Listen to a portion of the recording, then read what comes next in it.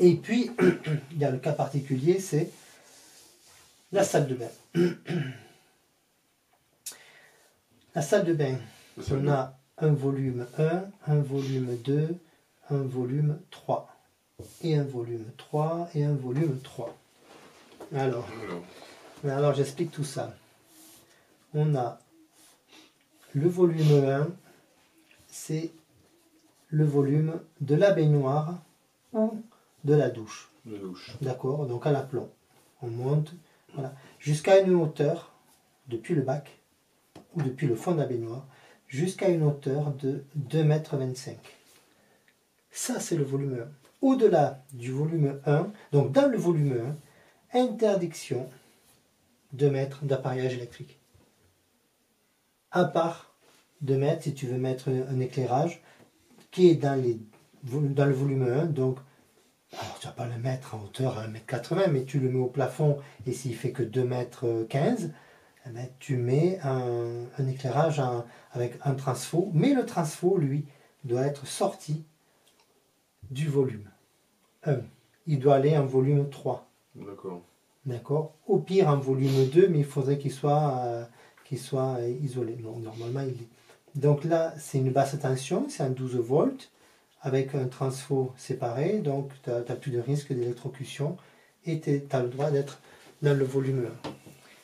Le volume 1, c'est du bac, la surface du bac ou de la baignoire, et du sol de la baignoire ou du bac jusqu'à une hauteur de 2,25 m.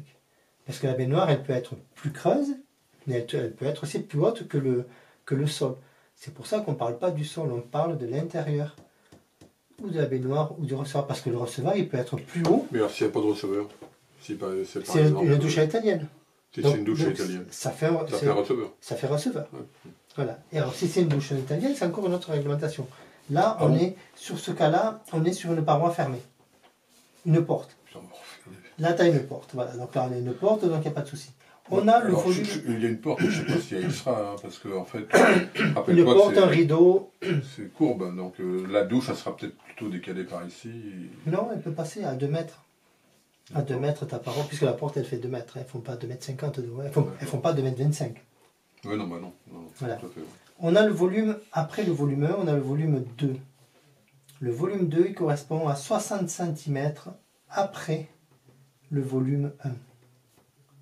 Donc 60 cm, ça va dans tous les sens. Là, on a un mur ici, on a un mur là, donc les 60 cm, il s'arrête au mur. Là, on a un mur, donc les 60 cm, ça s'arrête au mur. Donc, du coup, les 60 cm, ils vont que là-bas. Donc, ce volume 2, il fait 60 cm après le volume 1, et encore une fois, jusqu'à une hauteur de 2,25 m. D'accord? Et après, on a le volume 3, qui, lui, est tout ce qui dépasse les 60 cm du volume 1, puisque le volume 1, c'est la base. Donc, tout ce qui dépasse les 60 cm du volume 1, c'est un volume 3. Et là, tu peux mettre tout ce que tu veux. Tu peux mettre ta machine à laver, ton radiateur électrique, un soufflant, tu peux mettre tout ce que tu veux. Voilà. Mais le volume 3, il monte par-dessus à 2,25 m. À partir de 2,25 m. Ah, jusqu'à 2,50 m par exemple. 2,50 m, 2,70 m, 3 mètres, peu importe la hauteur du plafond, c'est un volume 3. Donc tu peux mettre une ampoule en 220 volts, toute nue, toute basique, à 2,30 m au-dessus de ta douche. D'accord. C'est complètement c'est réglementaire. D'accord. Voilà, bon, il ne faut pas prendre un port de douche et envoyer sur l'ampoule, quoi. Mais voilà, c'est 2,25 m.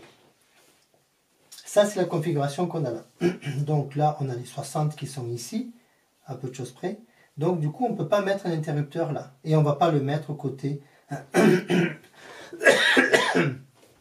côté douche, sachant que la porte, on est obligé de le mettre là, quoi. Elle va s'ouvrir. Je ne sais pas si on l'ouvrirait plutôt comme ça, puisqu'on irait davantage sur l'accès du lavabo. Ouais, ou peut-être une porte coulissante. Ou une porte coulissante. Si on met une porte coulissante, donc coulissante, pas à galandage, coulissante donc dans la cloison, d'accord? Parce que sinon à galandage, elle serait par devant, elle serait ici, parce que là on n'a pas la place. elle serait dans la cloison. Donc si on la met dans la cloison, on a une épaisseur. La porte, elle vient s'enfiler là-dedans. Il y a des kits qui vont très bien, tout prêt pour ça. Donc ça, c'est notre porte. Et donc, comme tu peux le voir, alors notre porte, j'exagère un petit peu. Voilà. Ça, c'est notre porte qui va être là-dedans. Ça, c'est l'épaisseur du placo, 13 mm de chaque côté. Voilà. Eh bien, en fait, alors on ne voit plus rien sur mon dessin. Toute la partie où il y a la porte, tu ne peux rien fixer, puisque là, tu n'as pas de place. Il faut savoir que tu as un rail placo et que le placo est vissé avec une vis de 19 mm et pas 25 quand il se fait en temps normal. C'est des vis spéciales de placo, mais 19 mm. Le placo il fait 13 et tu regardes de pas l'enfoncer, tu dois t'arrêter vraiment à fleur de ta plaque. Tu comprends? Pour pas que tu ailles griffer, ou sinon carrément tu vas visser dans ta porte et puis elle bouge plus. Quoi. Donc du coup tu ne peux rien accrocher contre le mur. Donc si la porte elle venait glisser là-dedans ou là, alors là c'est pas gênant, mais du coup si un jour tu veux mettre une poignée ou quoi que ce soit, tu ne peux pas. Donc ta porte à galandage elle sera obligatoirement ici. Mais encore une fois, si dans les WC tu devais mettre une poignée de relevage, de côté de la porte tu ne peux pas. Mais non. Ah, oui. Tu peux pas, même si tu as de la faïence, c'est pas parce que tu as de la faïence que tu pourras, parce que quand tu vas mettre ta vis, tu vas aller. Tu vas dépasser, ça va être compliqué quoi. Donc après tu peux mettre une poignée que d'un côté. Tu n'es pas obligé d'en mettre des deux. Mais voilà, une porte c'est super, mais ça te limite pour plein de choses quoi. Tu peux pas fixer contre. Tu sais, tu mets un meuble qui va être sur pied et que tu vas coller au silicone contre ta paroi quoi, pour pas qu'il bouge quoi. Mais tu peux pas mettre d'équerre avec des chevilles, avec quoi que ce soit. Parce que tu as ta porte coulissante à l'intérieur. Donc, toi, tu préconiserais quoi entre la porte coulissante et la porte normale? Eh bien, toi, c'est compliqué parce que... C'est un tout petit volume, quoi. C'est un petit volume. Si tu veux mettre une poignée pour se relever ou quoi que ce soit, ou pour te tenir dans les WC, tu peux pas.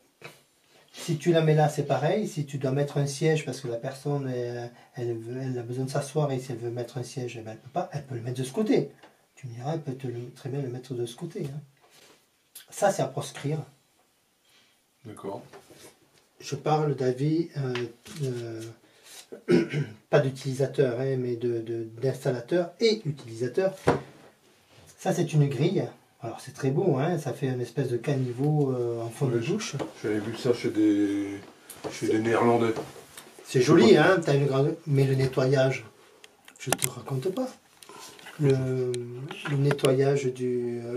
quand tu dois démonter ta grille, déjà, quand tu nettoies le siphon, là, c'est un petit truc comme ça, donc voilà. Mais là, tu as 90 de grilles à nettoyer avec ta brosse à dents entre toutes les fentes et tout ça. C'est pas hygiénique, ou alors tu passes tous les jours à nettoyer ta truc pour qu'elle reste bien propre, tu vois. Moi, je trouve que ça, c'est pas très hygiénique. C'est vachement long à nettoyer. Qu'avoir une bonde toute simple, d'accord, c'est beaucoup plus simple à nettoyer. Mais après, voilà, chacun fait, c'est pas parce que c'est très joli que c'est pratique et esthétique, d'accord, pratique, ouais, fonctionnel, que c'est pratique ou fonctionnel. Si on revient à l'électricité là-dedans, donc dans le volume 3, on met ce qu'on veut, on peut mettre un radiateur, on peut mettre un chauffe-eau. Dans le volume 3, au-dessus de 2,25 m, on peut très bien installer un chauffe-eau. On est dans le volume 3. Dans le volume 2, interdit. Dans le volume 1, ça se paraît logique, interdit. Mais dans le volume 2, donc une prise ou l'interrupteur doit se trouver hors du volume 1, à 60 cm. Si jamais on avait une douche à l'italienne, on imagine que ça c'est notre douche à l'italienne.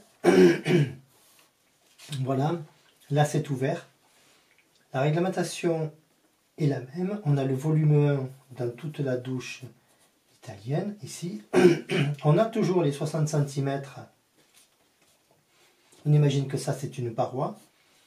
Donc on a toujours nos 60 cm de volume 2, ici et ici. Alors ici, non. Non, mais on imagine que ça c'est juste une paroi. Ah oui, d'accord. Qu'on continue. Okay. Mais la réglementation te dit qu'en fait, par rapport à la douche italienne, tu prends le mètre et sur 1,80 m, mettre en faisant le tour comme Oui. ça.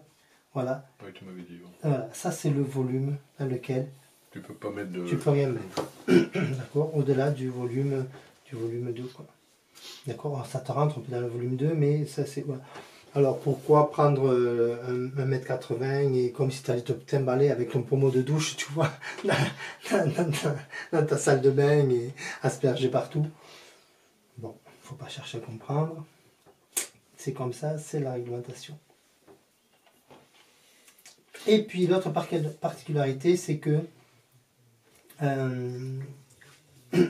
toute structure métallique doit être ramenée à la terre. Donc si tu, admettons, on avait ça se fait quasiment plus, mais si on avait une fenêtre en fer ou le cadre de la porte en fer, on devrait le mettre à la terre. D'accord? Si on avait une installation en cuivre, eh bien, en fait, on doit les mettre à la terre. Mais on doit le mettre à la terre, donc ça serait, admettons, mis à la terre en bas du chauffe-eau. Le chauffe-eau sera par ici, tu vois, à la sortie du chauffe-eau. Mais la mise à la terre des pièces, des parties, d'une menuiserie, une menuiserie donc en fer doit être mise à la terre. Les tuyaux, si sont en cuivre d'alimentation d'eau, doivent être mis à la terre. D'accord? Et ils doivent être mis à la terre, dans la salle de bain, pas à l'extérieur de la salle de bain. C'est pour faire la liaison potentielle. Donc, si là, on imagine que tu as un cadre en fer, tu dois le relier à la terre, mais cette prise de terre doit le rejoindre, doit être connectée avec la prise de terre qu'il y a sur tes deux tuyaux ici. Donc, l'eau froide, l'eau chaude, et tu dois avoir une connexion avec ton ampoule, et tu repars de cette prise d'ampoule, et tu vas sur ton cadre en fer. Et s'il y avait une fenêtre avec un cadre en fer, tu devrais le mettre à la terre et ramener cette connexion, alors soit sur les tuyaux en cuivre, mais il faut que tous les fils de terre soient interconnectés entre eux. D'une façon ou d'une autre. Tu les mets en série, tu les mets en parallèle, tu t'en fous.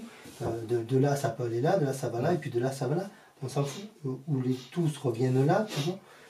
Peu importe, mais il faut que toutes les terres soient reliées, et soient reliées dans la salle de bain. Ouais, dans l'espace de la douche. Alors que tu pourrais très bien ramener ça au tableau, tu vois, chaque truc, mais non. Ça doit être relié. Ça veut dire que j'ai l'impression que sur un tout petit espace, c'est encore plus compliqué. Ah, c'est plus compliqué que sur un grand espace. Ouais. Parce que tout est concentré. Voilà, et donc c'est compliqué si tu veux suivre la réglementation. Comment tu fais pour mettre tout ça en place, quoi? Sachant que tu es obligé de la suivre. Tu es obligé de la suivre. Tu es obligé de la suivre. Mais comment mettre 5 prises dans un salon et 3 prises dans une chambre? Tu vois? Et tu vas mettre 8 prises là sur 10 mètres carrés. C'est une absurdité.